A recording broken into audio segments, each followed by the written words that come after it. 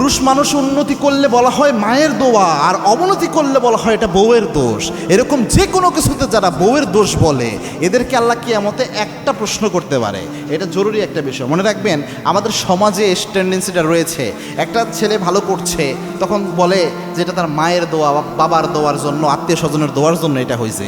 আর যদি by chance তার একটু উন্নতি হলো, অবনতি হলো, বা তার কোনো ক্রাইসিস আসলো লাইফে, তখন যে কোনোভাবে হলেও বলবে যে তার বউয়েরও তো সমস্যা, তার বউ একটু বেহুদা খরচ টরচ করে, অপচয় করে, অনেক জায়গায় বলে বেইন্না এই শব্দ চয়ন করে। তো যার কারণে এই ছেলেটার আজকে এই অবনতি। ঘরের বউ ঠিক না থাকলে পরে কি আর ঘরে বরকত থাকে নাকি?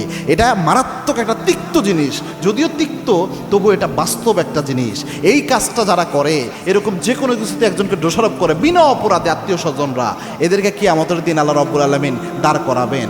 এবং কি আল্লাহর ঘোষণা হচ্ছে ফারদান বিফারদিন, প্রত্যেককে আল্লাহ একাকি দাঁড় করাবেন এবং আল্লাহ রাব্বুল আলামিন জুলুমের হিসাব সেই দিন নেবেন।